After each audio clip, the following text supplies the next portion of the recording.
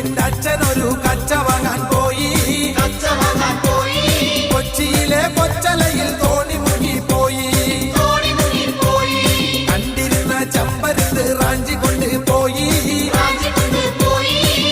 തെക്കൊരു തൈമണലിൽ കൊണ്ട് ചെന്ന് വെച്ചേ.